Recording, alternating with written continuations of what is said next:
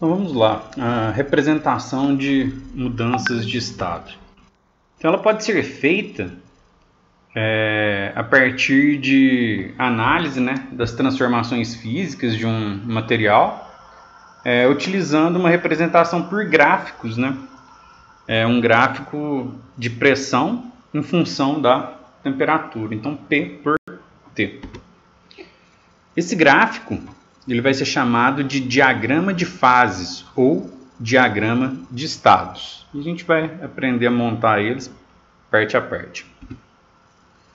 Então, sempre que a gente tiver um par pressão e temperatura, a gente vai conseguir definir um estado físico em que essa substância vai estar. Então, conforme se varia pressão e temperatura, a gente define o estado físico da substância.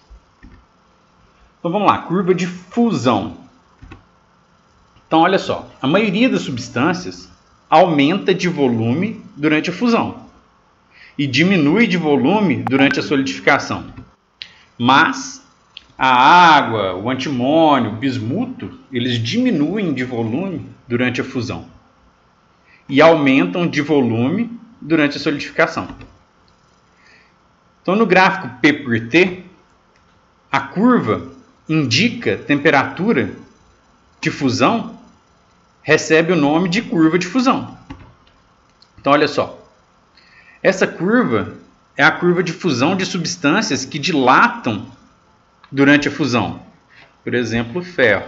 Então, olha só. Conforme a gente aumenta a temperatura, a gente aumenta a pressão. Conforme a gente aumenta a pressão, aumenta a temperatura. E sobre essa curva, a gente tem os pontos de temperatura, né? Onde a gente vai ter a fusão. E aqui a gente tem a curva de fusão de uma substância que contrai durante a fusão. Por exemplo, a água, né? Então, conforme a gente aumenta a pressão, diminui a temperatura. E conforme diminui a pressão, aumenta-se a temperatura. No caso da água. O experimento de Tyndall. Tyndall foi um físico irlandês que viveu entre 1820 e 1893 e ele foi o primeiro a documentar aí o experimento do regelo. Então, por exemplo, imaginem só uma barra de gelo, né, como está demonstrado aqui na figura. Essa barra de gelo ela vai estar a menos que a temperatura de 0 graus Celsius. Né? E sobre essa barra de gelo é colocado um fio e pesos são amarrados às pontas desse fio para que esse fio exerça uma pressão sobre a barra de gelo. Então aqui, ó, quando um fio é apoiado sobre uma grande barra de gelo, esta é pressionada e se funde a uma temperatura menor que 0 graus Celsius. Após a passagem do fio, a pressão diminui e a água se solidifica. Então vamos lá, o que ocorre? Então o bloco derrete onde há o aumento de pressão sobre o gelo. Após a passagem do fio, a água está sujeita à pressão anterior e retorna ao estado sólido.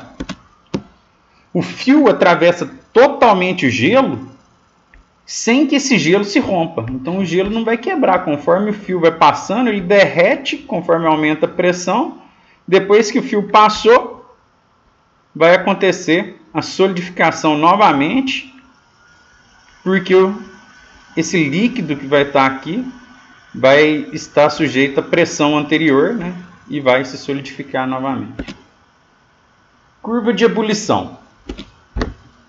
Também é representada graficamente no diagrama P por T, P versus T. A pressão exercida sobre a substância também influencia o ponto de ebulição. Então, por exemplo, a água sob pressão de 1 atm, quando ao nível do mar, ela possui temperatura de ebulição de 100 graus Celsius. Mas conforme diminui esta pressão, para diminuir essa pressão a gente tem que aumentar a altitude, né? Então conforme a gente aumenta a altitude, a temperatura de ebulição vai diminuir.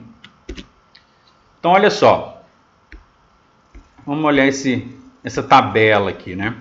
Ao nível do mar, a pressão atmosférica de 760 milímetros de Hg, a gente tem o ponto de ebulição de 100 graus Celsius. Conforme aumenta-se a altitude, 1000, 2000, 9000, diminui-se a pressão atmosférica.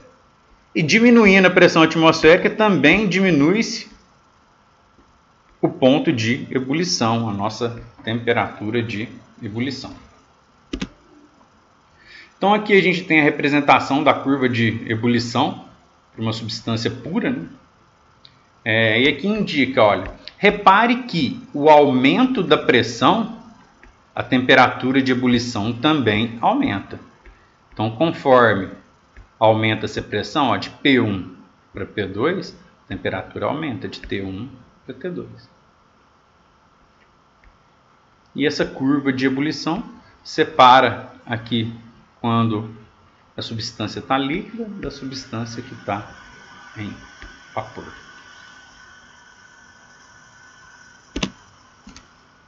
Pressão máxima de vapor. Vamos imaginar o seguinte: a gente tem um líquido preso a um recipiente,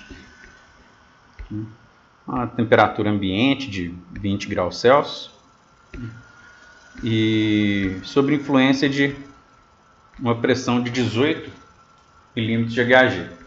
Conforme aumenta-se a temperatura, vai aumentar a pressão. E a pressão vai aumentando gradativamente conforme vai se aumentando a temperatura, né? Então, olha só, a 100 graus Celsius, o vapor vai aumentar, né? Mas a pressão também interna aqui vai aumentar para 760 milímetros de Hg. Então é o seguinte, a pressão interna ela aumenta gradativamente durante a vaporização. Mas o processo inverso também acontece, que é a condensação. Se a vaporização e a condensação ocorrerem na mesma taxa, a gente admite que esse sistema está em equilíbrio. Assim, a quantidade de líquido no interior do recipiente não varia. Damos os nomes de pressão máxima de vapor da substância a esta pressão no interior do recipiente, quando em equilíbrio. Então, por exemplo, para a água entrar em ebulição em um recipiente aberto, sua pressão de vapor deve ser igual à pressão atmosférica local. Então, a pressão de vapor, a pressão no recipiente ali tem que ser igual à pressão atmosférica local. Curva de sublimação. A curva de sublimação vai separar para a gente, né, quando o elemento está sólido e quando o elemento está vapor.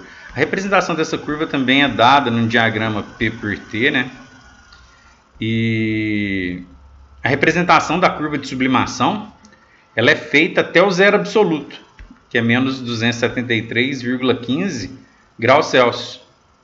Temperatura na qual a pressão máxima do sólido é considerada nula. Então, olha só.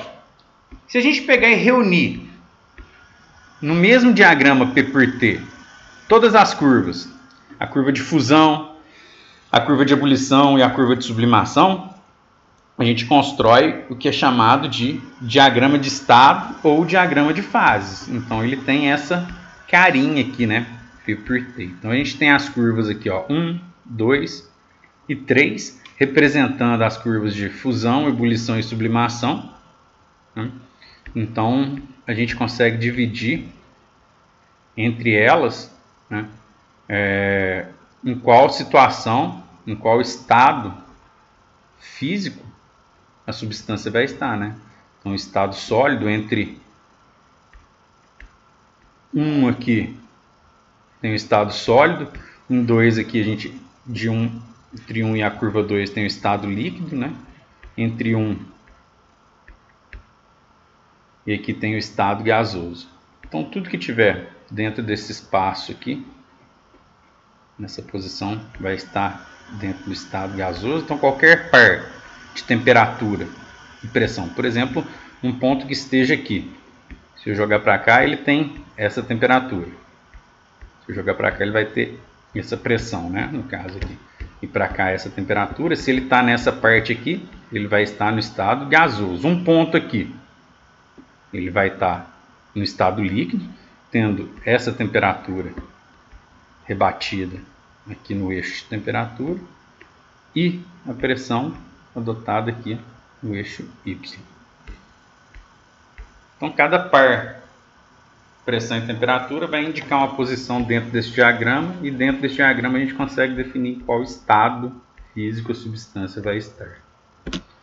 O ponto triplo ou ponto tríplice, né? Esse ponto indicado aqui, ó, com a letra T. Então nesse ponto T acontece a interseção dessas curvas, né? Da curva 1, 2 e curva 3. Então ele representa um ponto de equilíbrio, onde a substância se encontra ao mesmo tempo nos 3 estados físicos.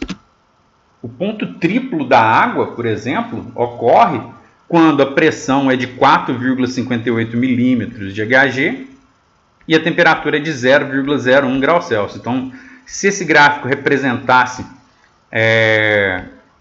o diagrama de fases para a água, se eu rebatesse a pressão aqui, eu teria uma pressão de 4,58 milímetros de Hg e uma temperatura de 0,01 graus Celsius.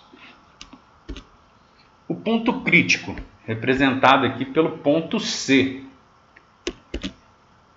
Esse ponto crítico, ele indica que para pressões e temperaturas acima dele, a substância passa para o estado de gás e não pode ser levado para o estado líquido, sem diminuição dessa temperatura.